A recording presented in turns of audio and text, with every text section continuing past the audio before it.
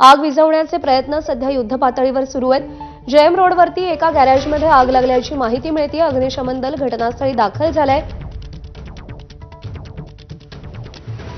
या गॅरेजपासून जवळच petrol pump देखील या दृश्यांमध्ये दिसतो आणि त्यामुळे ही आग तातडीने विझवणं अत्यंत गरजेचं आहे।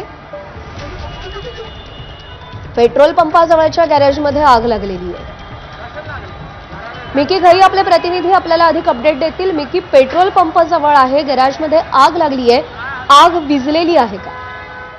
सध्या जर आपण बघितलं तर पुण्यातील जंगली महाराज रस्त्यावर जंगली महाराजच्या अगदी समोर हे पेट्रोल पंप आहे आणि पेट्रोल पंपाला लागूनच एक मागे गॅरेज आहे ज्या ठिकाणी ही आग लागलेली आहे। आग विझवण्यासाठी जवळपास 5 बंब त्या ठिकाणी दाखल झालेले आहेत आणि आगीवर तातडीने नियंत्रण मिळवण्याचा प्रयत्न त्या ठिकाणी सुरू आहे।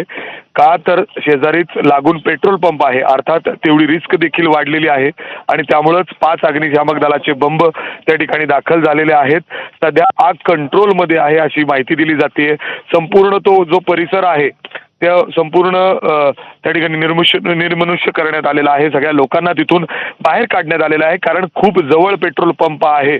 कुठलाही अनुचित प्रकार घडू नये यासाठी अग्निशामक दलाचे जवान पूर्ण शर्तीचे त्या ठिकाणी प्रयत्न करतायत। काही वेळासाठी रस्त्यावरचं जे वाहतूक आहे ते देखील त्या ठिकाणी थांबवण्यात आलेली आहे आणि लवकरात लवकर आग विझवण्याचा प्रयत्न या ठिकाणी सुरू आहे। मिकी, धन्यवाद दिलेल्या सगळ्या सविस्तर माहितीसाठी।